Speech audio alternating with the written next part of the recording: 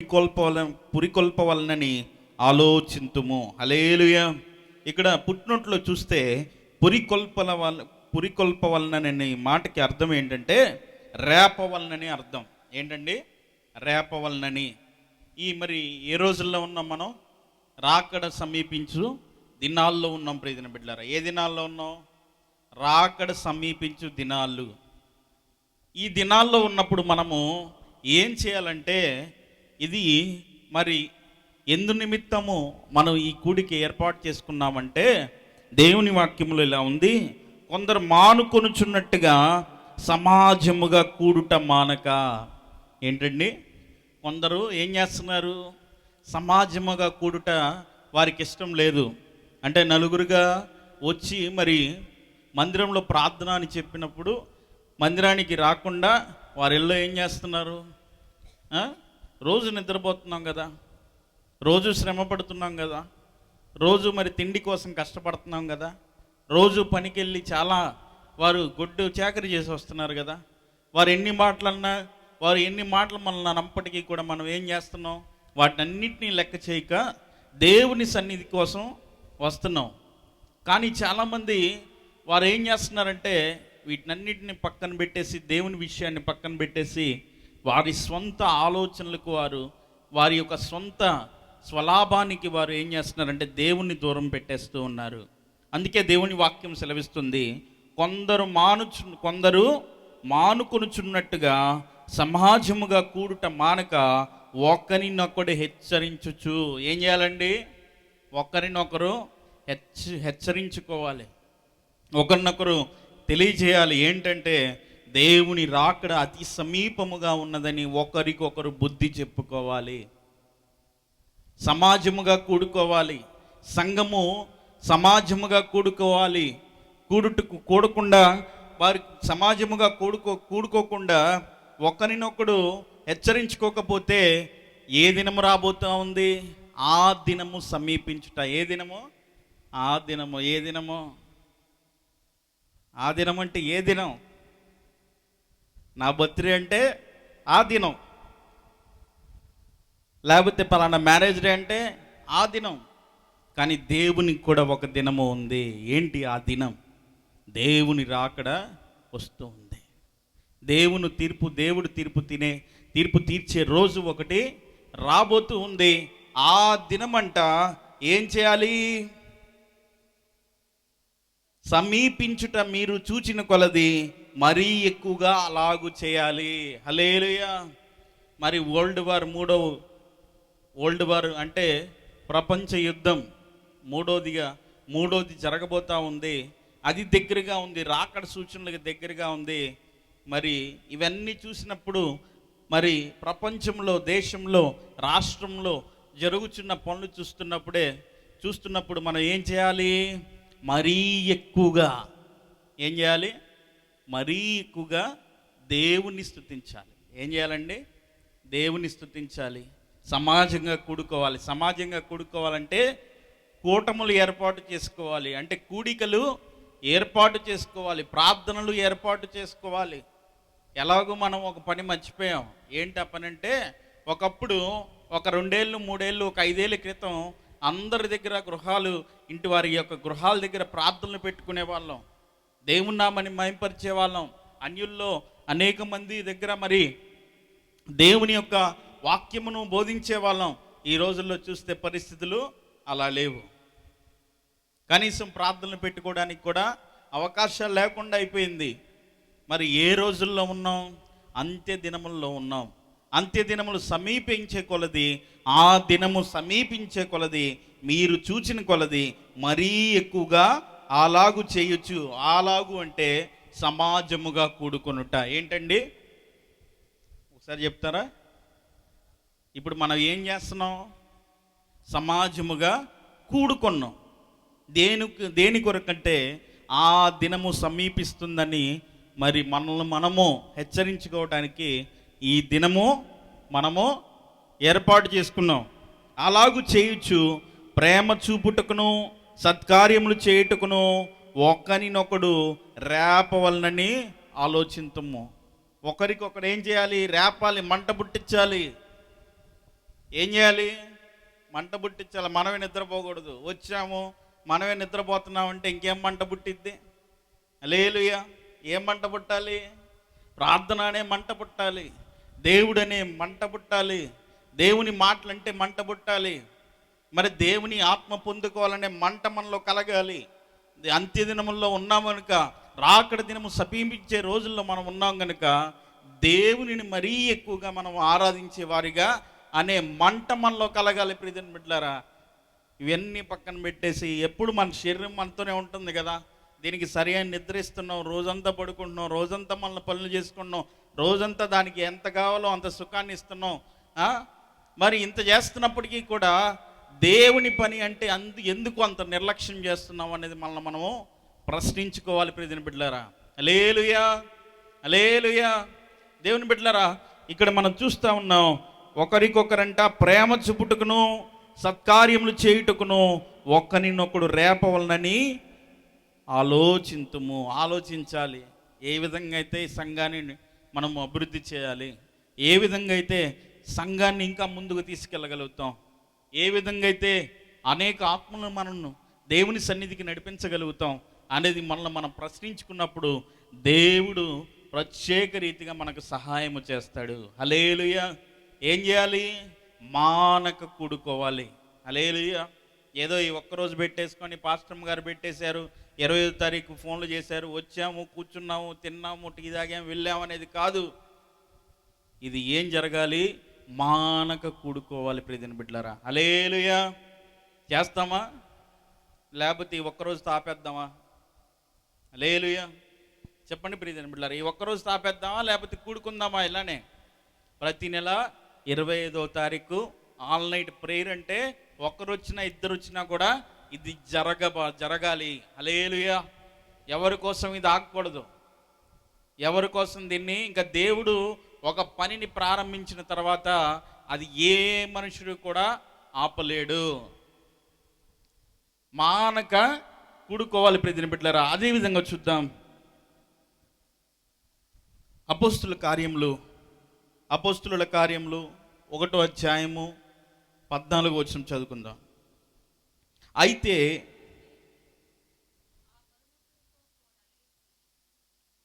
చదవండి.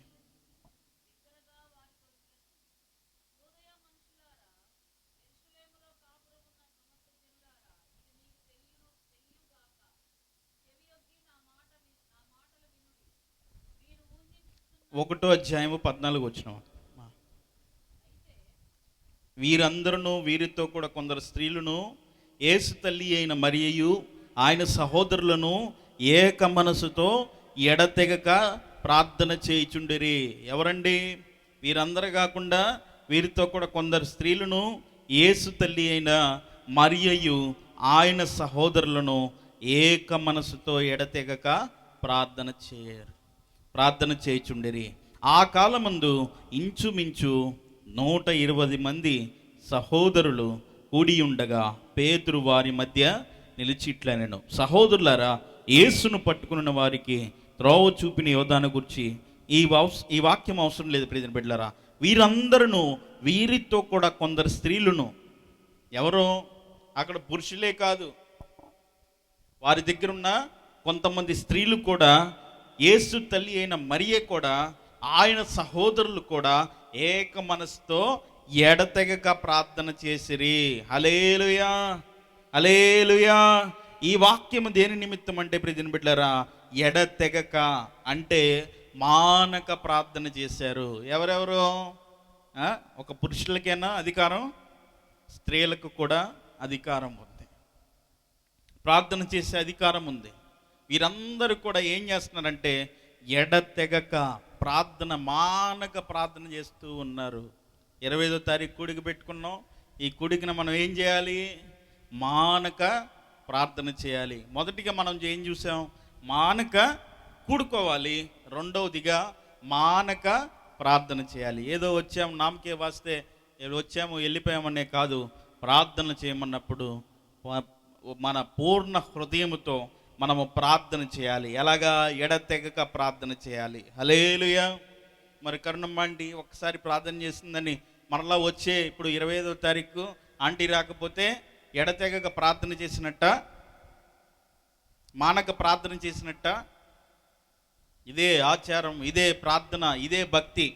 ఈ ప్రతి దినము 25వ తారీఖు కూడా ఇలానే చేయాలి. హల్లెలూయా. అలా చేస్తే ప్రతి వారం చేసినప్పుడు ఏమంటారు దాన్ని? ప్రతి నెల ఆ దినమున చేసినప్పుడు ఏమంటారు? మానక ఆంటీ వస్తూనే ఉంది ప్రార్థన చేయటానికి. హల్లెలూయా. దేవుడు నిన్ను చూస్తాడు. దేవుడు మన లెక్క ఆయన చూస్తూ ఉంటాడు. మనం వచ్చామా, రాలేదా, మానక వస్తున్నామా, రావట్లేదా అనేది కూడా దేవుడు గమనిస్తూనే ఉన్నాడు. ప్రియమైన బిడ్డలారా, అపోస్తుల కార్యములు 2వ అధ్యాయము 42వ వచనం చదువుకుందాం. వీరు అపోస్తుల బోధ యందును, సహవాసమందును, రొట్టె విరుచుట యందును, ప్రార్థన చేయుట యందును ఎడతెగక యుండిరి. హల్లెలూయా. ఎవరు? ఆ కాలంలో ఉన్న ప్రజలు. వారు ఎలా ఉన్నారు? ఆ సంఘము వారు, అపోస్తుల యొక్క కార్యములో ఉన్న సంఘము వారు ఎలా ఉన్నారంటే, వీరు అంట అపోస్తుల బోధ యందును, సహవాసమందును, రొట్టె విరుచుట యందును, ప్రార్థన చేయుట యందును ఎడతెగక యుండిరి. వీరు అపోస్తుల బోధ. మనం గమనించండి, మీకు వాక్యము మరి ఆదివారం కానీ శనివారం కానీ మీకు శనివారము కనిపెట్టి కూడికలో మీకు ఏం నేర్పిస్తారంటే ఉపమానాలు, మరి సంఘ క్రమము గురించి బోధిస్తారు. హల్లెలూయా. ఉపమానములు, సంఘ యొక్క క్రమము, ఒక విశ్వాసికి ఉండవలసిన లక్షణములు ఎప్పుడు నేర్చుకుంటామంటే శనివారం కనిపెట్టు కూడికలో నేర్చుకుంటాం. బేసిక్ ప్రిన్సిపల్స్ అన్నమాట. ఇవన్నీ కాకుండా ఈ ప్రత్యేకమైన దినాన అపోస్తుల బోధ. హల్లెలూయా. మరి దేవుని వాక్యం వినబడుతూ ఉంటుంది. ఈ బోధ యందు, ఈ అపోస్తుల బోధ యందును, సహవాసమందును, రొట్టె విరుచుట యందును, ప్రార్థన చేయుట ఎందును ఎడతెగక యుండిరి. ఈ సహవాసము ఏదైతే ఈ సహవాసము ప్రభు మనకిచ్చి ఉన్నాడో, ఈ సహవాసంలో మనం తప్పిపోకుండా మరి దేవునికి మనము ఎంతో నమ్మకంగా మానక ఏం చేయాలండి? మానక ఎడతెగక మనము ఉండాలి, చేయాలి. ఈ బోధ వినాలి, దేవుడు చెప్పే మాటలు వినాలి. మనలో వచ్చే 20వ తారీఖు వచ్చినప్పుడు మరి నేనేం చెప్పాను, ఎవరు నన్ను అడిగినప్పుడు మీరేం చెప్పాలి? సమాధానం నిద్రపోమ్మన్నాడు అని చెప్పాలి. హల్లెలూయా. అవునా? ఎడతెగక నిద్రపోండి అని వాక్యంలో ఉందనుకోండి, మానక మనం ఏం చేస్తాం? నిద్రపోతాం. హల్లెలూయా. ఎడతెగక కూడుకొనుండి, ఎడతెగక ప్రార్థన చేయండి, ఎడతెగక దేవుని వాక్యమును ధ్యానించుట ఎందును, బోధించుట ఎందును మీరు మానక అనుసరించమని దేవుని వాక్యం సెలవిస్తుంది. హల్లెలూయా. లూకాసు వార్త 24వ అధ్యాయము 53వ వచనం. లూకాసు వార్త ఎడతెగక చదవమ్మా. హల్లెలూయా. ఎడతెగక దేవాలయములో ఉండి దేవునికి స్తోత్రములు చేయుచుండిరి. ఎవరండి? యెరూషలేమునకు వెళ్ళంట వారు దేవాలయంలో ఉంటంట దేవునికి స్తోత్రములు చేస్తూ ఉన్నారంట. ఎలాగా? ఎడతెగక, మానక. హల్లెలూయా. మరి ప్రభు మందిరానికి వస్తే నిద్రపోవటానికి కాదు మనం వచ్చేది, దేవునికి స్తోత్రములు చెల్లించడానికి. హల్లెలూయా. నిద్ర చక్కగా మీరు ఇంట్లో ఉన్నప్పుడు వాస్తవంగా ఈ మొబైల్స్ చూసినప్పుడు, లేదండి నేను 12 అవుతుంది 1 అవుతుంది అప్పుడు కూడా నిద్ర పట్టదు. మీకు మాత్రం ఎలా నిద్ర పడుతుందో నాకు అర్థం కావట్లేదు. హల్లెలూయా. వాస్తవంగా మొబైల్స్ ఉన్న ప్రతి ఒక్కరు కూడా ఎర్లీగా ఎవరు పడుకోరు. ఐ థింక్, నాకు తెలిసి ఇంకా 12 కూడా కాలేదు, 11:40. ఇదేదో అర్ధరాత్రి మనకి 2, 3 అయింది అనుకొని భావిస్తున్నామేమో. హల్లెలూయా. ఒకరికి అంటుకుందనుకోండి జబ్బు, ఇంకా ఆటోమేటిక్గా అందరికీ ట్రాన్స్ఫర్ అయింది. హల్లెలూయా. అమ్మేమో 12 కల్లా క్లోజ్ చేసేద్దాము, 20 మినిట్సే ఎక్కువ కూడా వద్దు, 11:40 కల్లా క్లోజ్ చేసే అని చెప్పేసి తర్వాత ప్రార్థనలు చేపించేసి పంపించేద్దామనంటే, వాస్తవంగా ఇంట్లో ఉంటే ఎవరికి నిద్ర రాదు. దేవుని మందిరానికి వస్తే మాత్రం ఒకసారి నాకు కూడా ఆదివారం నిద్ర వస్తుందండి. హల్లెలూయా. ఎందుకు నిద్ర వస్తుంది? జోలపడిందా మా తమ్ముడు వాక్యం చెప్తున్నాడంటే నాకు కూడా అసలు కళ్ళు మూతలు, దేవుడా ఎస్ అయ్యా, ఇది చూస్తే ఇంకే సంగతి. సాతాను ఏం చేస్తాడంటే ఒక మైకమును కలుగు చేస్తూ ఉంటాడు, ఆ మాయలో పడిపోతూ ఉంటారు. అవన్నీ అసలు పక్కన పెట్టేసి దేవుని మీదే మనసు కేంద్రీకరించాలి. ఏం చెప్తున్నారు, ఏం వాక్యం మనం వింటున్నాం? హల్లెలూయా. దేవుని బిడ్డలారా, ఎడతెగక ప్రార్థన చేయాలి, ఎడతెగక వాక్యమును మనం వినాలి, ఎడతెగక వాక్యమును బోధించాలి, ఎడతెగక దేవునిని స్తుతించాలి. ఏం చేయాలండి? దేవునికి స్తోత్రములు చెల్లించాలి. మానక ప్రతి నెల ఈ 25వ తారీఖు ఏ కూటమి జరుగుతుందో మనం స్తోత్రములు చెల్లించాలి, స్తోత్రములు చెల్లించాలి. ఎడతెగక దేవాలయంలో ఉండి దేవునికి స్తోత్రములు చేయుచుండేది. ఎవరికి స్తోత్రములు చేయించాలి? దేవునికి స్తోత్రములు మనం చేయాలి ప్రియమైన బిడ్డలారా. అదేవిధంగా గలతీయులకు రాసిన పత్రిక 6వ అధ్యాయము 9వ వచనం చదువుకుందాం. గలతీయులకు రాసిన పత్రిక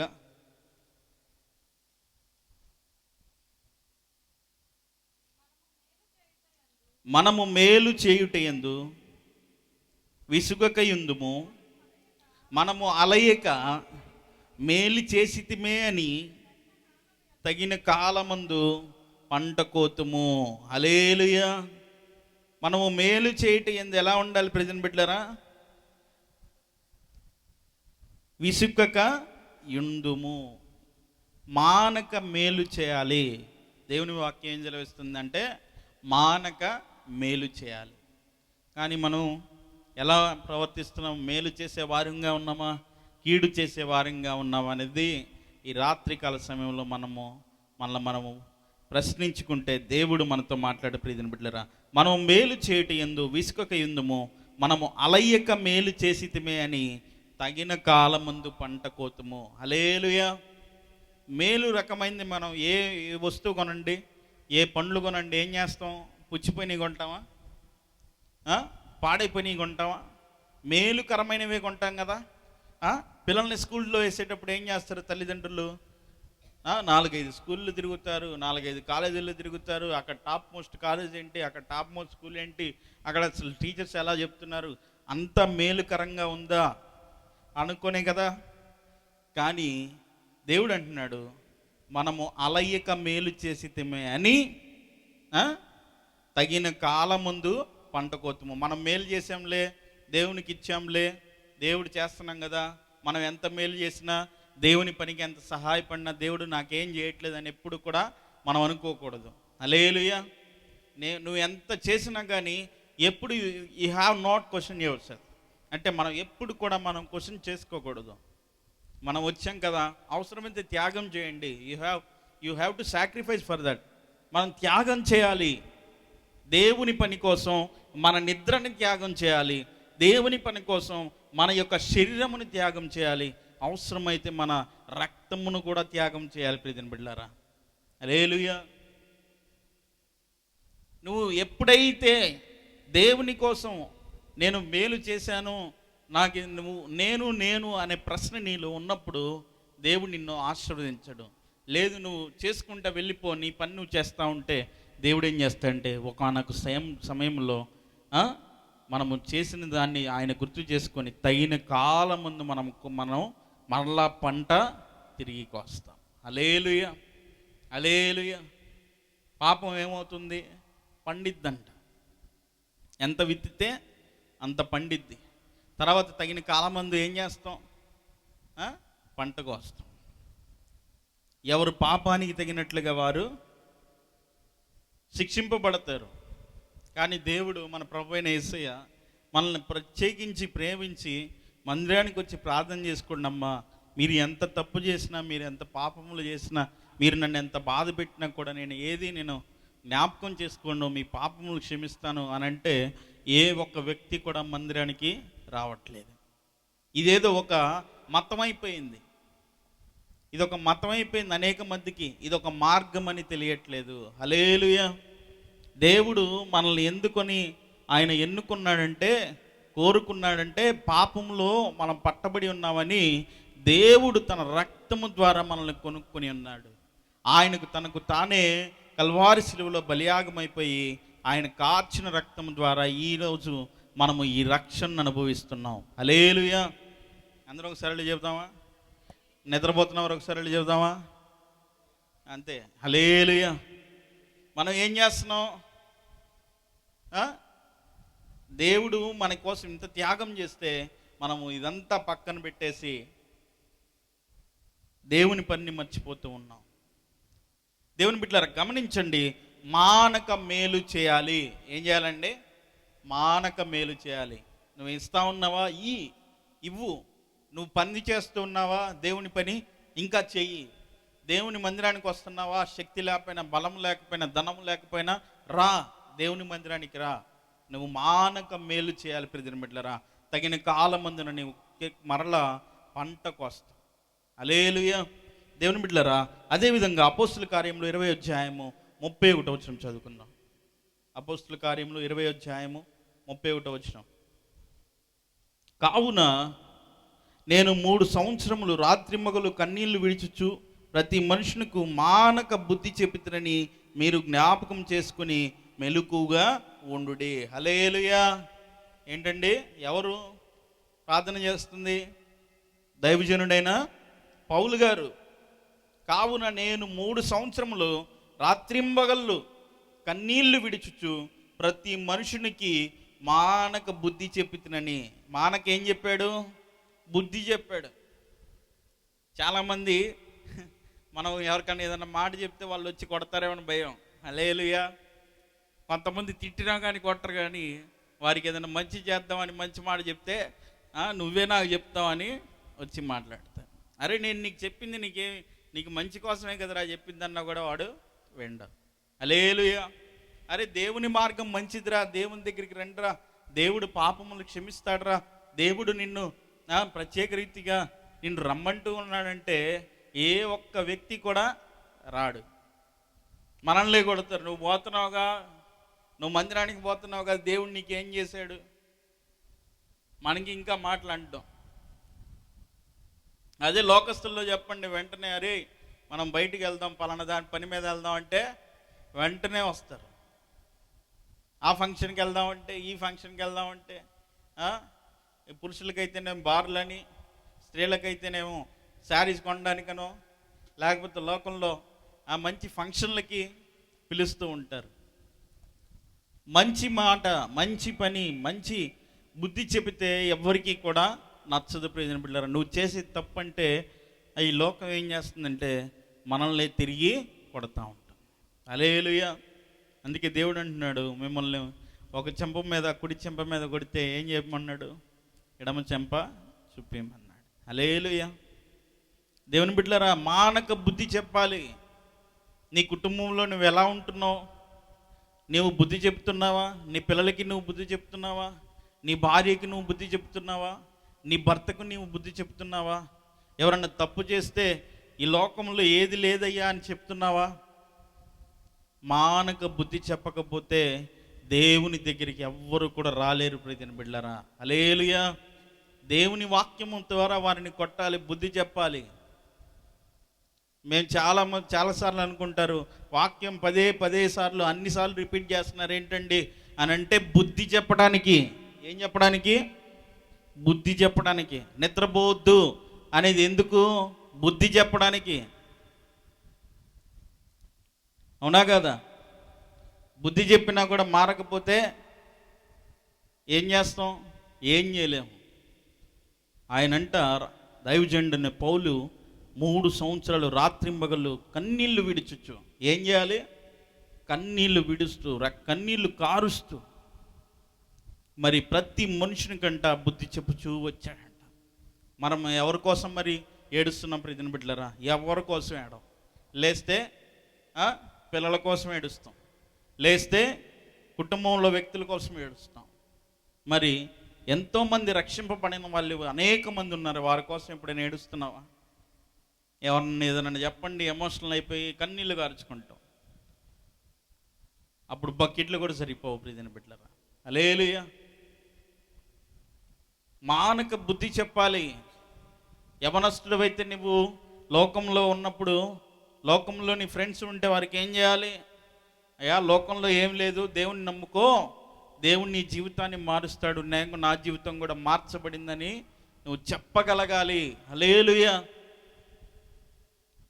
ఒక స్త్రీ అయినా పురుషుడైనా వారు ఏ వారైనా ఏ వయసు వారైనా దేవుని పనికి అర్హత ఇంతే అని ఏమీ లేదు ప్రియమైన బిడ్డలారా.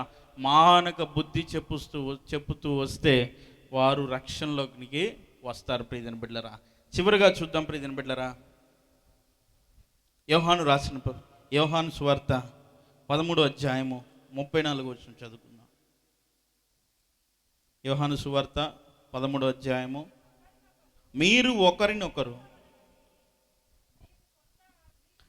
ఒకరినొకరు ప్రేమింపవలనని మీకు క్రొత్త ఆజ్ఞ ఇచ్చుచున్నాను, నేను మిమ్మల్ని ప్రేమించినట్టే మీరును ఒకరినొకరు ప్రేమింపవలను. హల్లెలూయా. మానకేం చేయాలంటే ఒకరినొకరు ప్రేమించుకోవాలి. హల్లెలూయా. ప్రేమించుకోవాలి అనగానే పురుషులు స్త్రీల దగ్గరికి వెళ్ళి, స్త్రీలు పురుషుల దగ్గరికి వచ్చి ప్రేమించుకోవటం కాదు. హల్లెలూయా. దేవుని ప్రేమ వేరు, దేవుని ప్రేమ వేరు. మీరు ఒకరినొకరు ప్రేమింపవలనని మీకు క్రొత్త ఆజ్ఞ ఇచ్చుచున్నాను, నేను మిమ్మల్ని ప్రేమించినట్టే. ఎవరు ప్రేమించినట్లుగా? ప్రభువైన యేసయ్య మనల్ని ఏ విధంగా అయితే ప్రేమించాడో, ఆయన ప్రేమలో ఎటువంటి లోపం లేదు ప్రియమైన బిడ్డలారా, ఎటువంటి స్వలాభం లేదు. ఆయనకు అందరూ కూడా ఒక్కరే. ఈ రోజుల్లో సంఘాల్లో చూడండి, ఒక అతను ఆడి కారులో వస్తే ఆయనకు వచ్చే రెస్పెక్ట్ వేరు, ఒక ఆయన నడుచుకొని వస్తే చినిగిపోయిన బట్టలు వేసుకొని వస్తే ఆయనకు ఒక రెస్పెక్ట్ వేరు. కానీ దేవుడు అలా ప్రేమించమని చెప్పలేదు. హల్లెలూయా. వారు చిన్నవారైనా పెద్దవారైనా ఎవరైనా కానీ నీవు వారి అర్హతను బట్టి కాదు ప్రేమించేది, దేవుని ప్రేమను బట్టి నీవు వారిని ప్రేమించాలి. హల్లెలూయా. అందరూ సమానులే. దేవునిలో అందరూ కూడా సమానులే. మీరు కూడా అందరిని ఎలా చూడాలండి? సమానముగానే చూడాలి. హల్లెలూయా. వాళ్ళు చదువుకుంటే ఒక రకంగా, చదువుకోకపోతే ఒక రకంగా, వాళ్ళు తిక్కలోలుగా కనపడితే ఒక రకంగా, వాళ్ళు తిక్కలోలుగా కనపడకపోతే ఒక రకంగా, లేదంటే వాళ్ళకు ఉన్న స్థాయిని బట్టి, లేదంటే వారు సంపాదించిన ధనమును బట్టి కాకుండా అందరూ కూడా దేవుని ప్రేమను బట్టి ఒకరినొకరు ప్రేమించుకోవాలి. హల్లెలూయా. హల్లెలూయా. ఆయన ప్రేమ ప్రతి ఒక్కరి కోసం రక్తం కార్చబడిన ప్రేమ.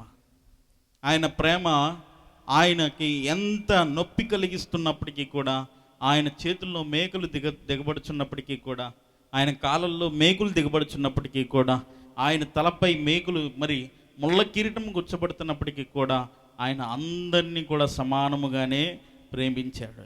అందుకే దేవుడు మరి సిలువ వేస్తున్నప్పుడు కుడి ప్రక్కన ఒకతన్ని సిలువ వేశారు, ఎడం ప్రక్కన ఒకతన్ని సిలువ వేశారు. కుడి ప్రక్కన అతను అంటున్నాడు, అయ్యా నువ్వు కూడా రేపు మరి నీవు నన్ను జ్ఞాపకం చేసుకోనంటే రేపు నీవు నాతో కూడా పరదేశంలో ఉంటావని దేవుడు బోధించాడు. లెఫ్ట్ అతను మరి అంటున్నాడు, నీవు దేవుడు కదా, నీవు రక్షించుకోవచ్చు కదా, ఈ సిలువ నుంచి నువ్వు తప్పించుకొని నీ ప్రాణాన్ని నువ్వు రక్షించుకోవచ్చు కదా అంటే, మరి దేవుడు మరి అతన్ని కూడా సమానంగానే ప్రేమించాడు. మరి అక్కడున్న సైనికులు అందరి కూడా బల్లెములతో తీసుకొచ్చి ప్రక్కలో పొడుస్తూ ఉంటే బల్లెముతో వారందరినీ దేవుడు ఏమైనా చెప్పించాడా? మనకు ఒక శ్రమ రాగానే ఎవరన్నా ఇట్లా అయిపోవాలి అట్లా అయిపోవాలనగా ఏం చేస్తాం? మనం తిరగబడతా ఉంటాం. దేవుడు ఏ ఒక్కరిని ఏ మనిషిని కూడా ఆఖరికి వారందరూ సిలువ శ్రమకు మరి అప్పగిస్తున్నప్పటికీ కూడా దేవుడు పల్లెత్తి కూడా ఒక మాటను లేదు, ప్రభువైన యేసయ్య. హల్లెలూయా. నీవు సేవలో ఎదుర్కొంటున్న నిందలు, మందిరానికి వస్తున్నప్పుడు ఎదుర్కొంటున్న నిందలు, మరి ఏది ఉన్నప్పటికీ కూడా నువ్వేం చేయాలంటే ప్రశాంతంగా వదిలేయాలి. దేవుని ప్రేమను నువ్వు గుర్తు చేసుకోవాలి. హల్లెలూయా. ఈ రాత్రికాల సమయంలో ప్రియమైన బిడ్డలారా, మానక సమాజముగా కూడుకోవాలి. ఇదే విధంగా ఏం చేయాలండి? మొదటి పాయింట్, మానక, చెప్పండి అందరూ, మానక మానక సమాజముగా కూడుకోవాలి. దేనికి? ప్రభు దినము రాబోతుంది గనుక ఒకరినొకరు హెచ్చరించుకుంటూ దేవుని రాజ్యానికి అందరూ సిద్ధపడాలి. రెండవదిగా చూస్తే మానక ప్రార్థించాలి. ఏందండి? మానక మానక మానస కాదు, మానక ప్రార్థించాలి. ఏం చేయాలండి?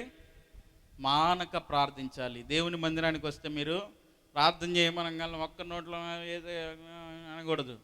గట్టిగా నోరు తెరిచి దేవుని దగ్గర ప్రార్థించాలి. హల్లెలూయా. మూడవదిగా చూస్తున్నాం, మానక వాక్యము ధ్యానించాలి. ఏం చేయాలండి? మానక వాక్యము ధ్యానించాలి. ఏం చేయాలి? మానక వాక్యము ధ్యానించాలి, బోధించాలి. మరి ఈ కుడికలు ఏం చేయాలి? వాక్యమును ధ్యానించాలి. నాలుగోదిగా చూస్తే మానక దేవునిని స్తుతించాలి. ఏం చేయాలండి? మానక దేవునిని స్తుతించాలి. హల్లెలూయా. ఏం చేయాలండి?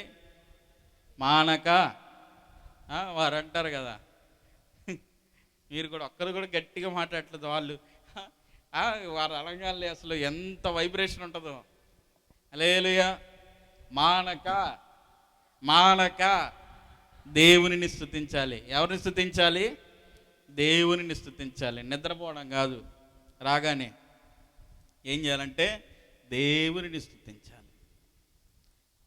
ఐదవదిగా చూస్తే మానక మేలు చేయాలి. ఏం చేయాలండి? మేలు చేయాలి. దేవుని సన్నిధిలో మేలు చేస్తూనే ఉండాలి. హల్లెలూయా. మనుషులకి మేలు చేయాలి, మనం చేస్తున్న పనిలో మేలు చేయాలి, అందరికీ మేలుకరంగా మనం ఉండాలి, దీవెనకరంగా ఉండాలి, ఆశీర్వాదకరంగా ఉండాలి. ఇంకోటి మానక మీరందరూ చెప్పేటప్పుడు నేను అంతే అంట. మానక బుద్ధి చెప్పాలి. ఏం చెప్పాలండి? బుద్ధి చెప్పాలి. దొంగతనం చేస్తున్న వాడికి ఏం చెప్తాం? ఇంకా దొంగతనం చేయ, ఇబ్బంది లేదు, నేను చూస్తున్నా, ఇంకొక 4 వేసుకుంటారా అని చెప్పకూడదు. హల్లెలూయా. వాడికి ఏం చెప్పాలి? 2 కొట్టి, నువ్వు చేస్తున్నది తప్పయ్యా, ఇంకోసారి ఇది చేసావంటే చేసావు, కానీ ఇది చాలా తప్పయ్యా, నువ్వు ఇలా చేయకూడదు. హల్లెలూయా. అలానే పాపంలో జీవిస్తున్న వాడికి మనం ఏం చెప్పాలంటే బుద్ధి చెప్పాలి. ఏం చేయాలండి? బుద్ధి చెప్పాలి. మానక బుద్ధి చెప్పాలి. చివరిగా చూస్తే ప్రియమైన బిడ్డలారా, మానక ఒకరినొకరు ప్రేమించుకోవాలి. ఏం చేయాలండి? మానక ఒకరినొకరు ప్రేమించుకోవాలి. ఈ సమాజము, ఈ కూడిక సారాంశం ఏంటంటే ప్రియమైన బిడ్డలారా, మొదటిగా సమాజముగా కూడుకునుట. ఇంకో రెండవదిగా చూస్తే మానక మనం ప్రార్థించటానికి. మూడవదిగా చూస్తే వాక్యమును ధ్యానించటానికి. ఏంటండి? వాక్యమును ధ్యానించటానికి, బోధించటానికి.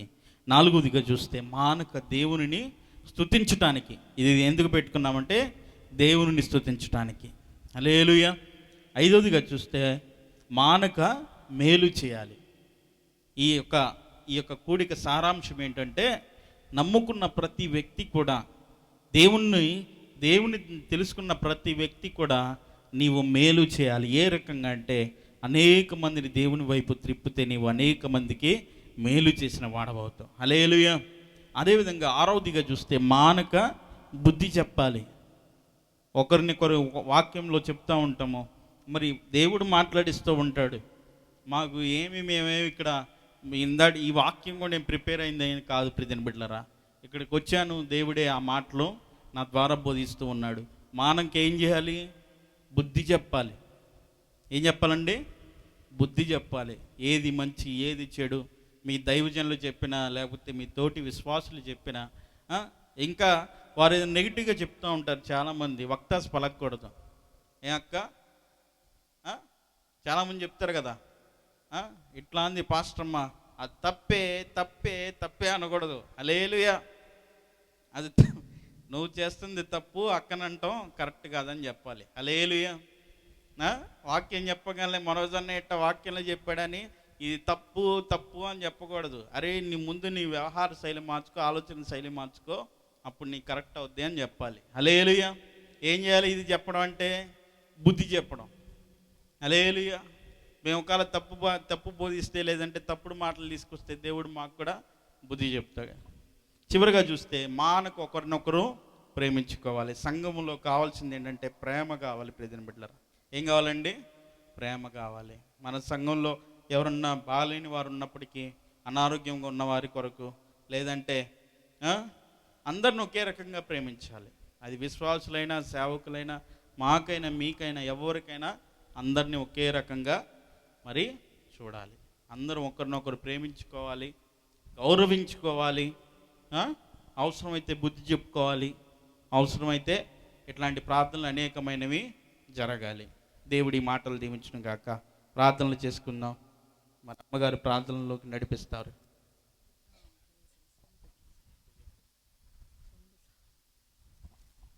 బిడ్డలారా, మీకేమన్నా ప్రార్థన రిక్వెస్ట్లు ఉంటే రిక్వెస్ట్లు చెప్తే గబగబా అందరం కలిసి ప్రార్థన చేద్దాం. ఏకీభవించి చివరి ప్రార్థన చేసుకుని